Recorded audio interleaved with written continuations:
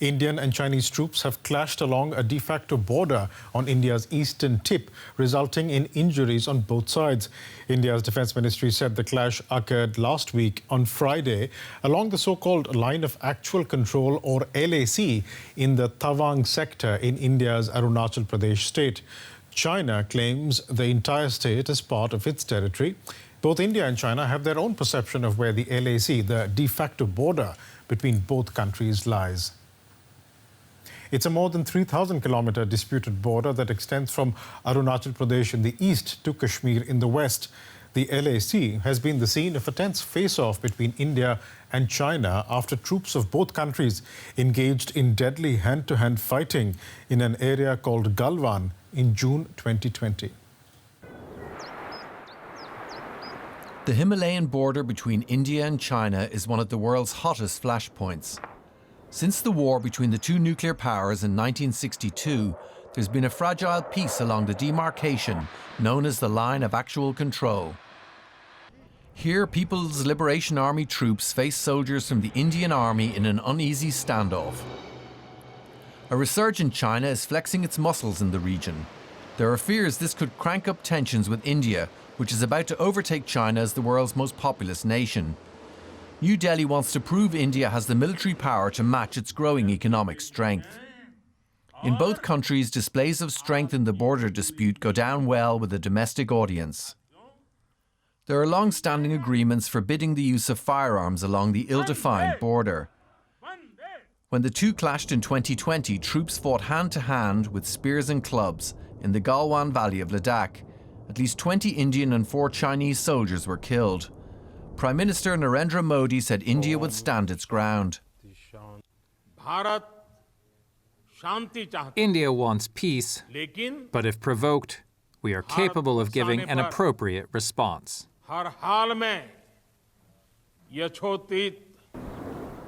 Last week's incident saw up to 400 People's Liberation Army soldiers clash with Indian troops in Arunachal Pradesh. China played down the tensions between the two countries. The China-India border areas are generally stable, and the two sides have maintained smooth communication through diplomatic and military channels. But overall, relations between India and China remain tense. Beijing is particularly upset about India's participation in the Quad security dialogue, which also includes the US and American allies Japan and Australia. And joining me now for more context is Jabin T. Jacob. He's a China analyst and associate professor at Shiv Nadar University. Professor Jacob, there has been somewhat of an uneasy calm at this disputed border for some time. What prompted this latest clash? Well, that's anyone's guess, but there are a bunch of reasons. First of all, this is winter, so usually this is not a time when the two sides come into contact. So it clearly indicates that there is some thought being put into, such a clash, at least from the Chinese side. I mean, if you look at it from just the bilateral context and the international context, maybe a couple of reasons. From the bilateral context, I think, we've just more or less finally come to some sort of a disengagement at the friction points that were generated after the 2020 clashes. But there are still some larger issues, some other areas in Ladakh itself that are still on the negotiating table. But these are long-standing, or what they call the legacy issues of Chinese transgressions that need to be sorted out.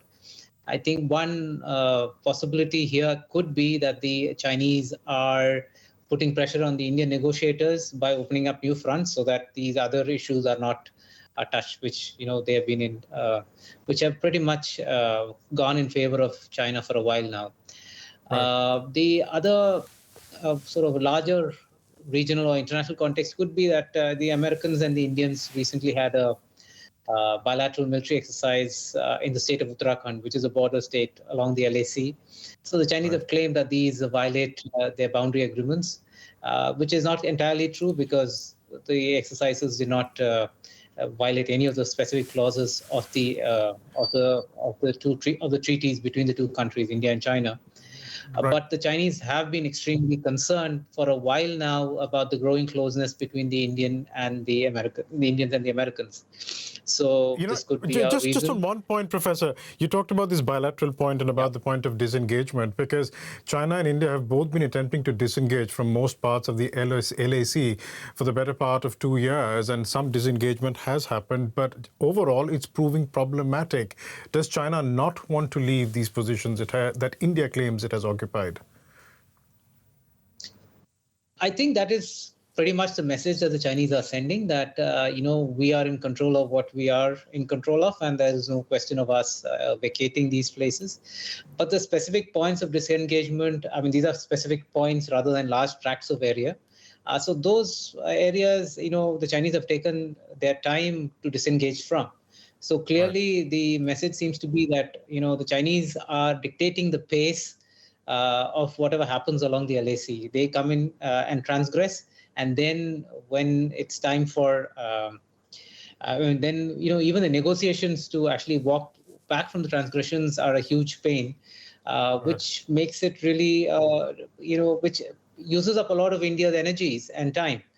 And the tradition sort of seems to be that, you push India as much as you can, keep the Indians distracted, and signal also that, these are ways in which China is communicating to India that they are the stronger power on the LAC, as well as, that, they are the power that India has to deal with, and America is too far away for India to actually depend on or rely on. Right.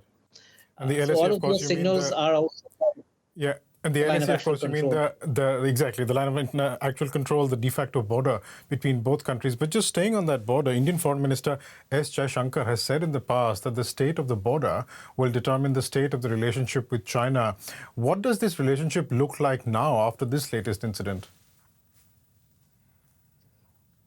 Well, it suggests that India has to constantly be alert to new varieties, new areas, new varieties of Chinese transgressions, new areas that the Chinese will, concentrate on along the LAC.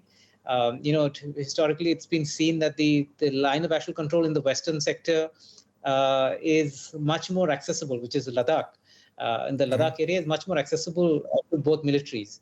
In the eastern sector, in Arunachal Pradesh, the terrain is much harder. Even if infrastructure is better on the Chinese side, it still is quite hard for both sides to access several points. So the feeling was that this was not so easily, prone to clashes and conflicts. But even so, there have been points along the eastern sector as well where clashes have occurred. But this is probably the first time there have been actually, physical injuries, and the numbers. I think what's particularly unique about this situation is the numbers of the Chinese deployed in this particular operation. I think took place very early in the morning on a very cold December night. So the numbers that the Chinese put in seem to suggest a fair degree of planning, a fair degree of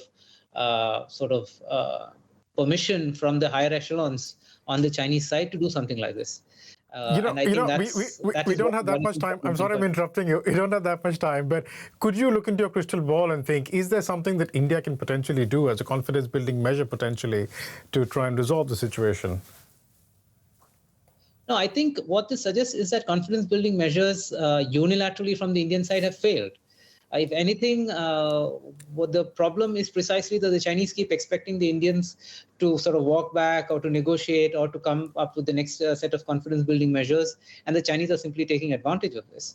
If anything, the solution now seems to be, tit for tat and like for like responses, and that's again where India, seems to be holding back. But for how long India will hold back is anybody's guess. We'll leave it there for the time being. Thanks so much for joining us today, Jabin Jacob.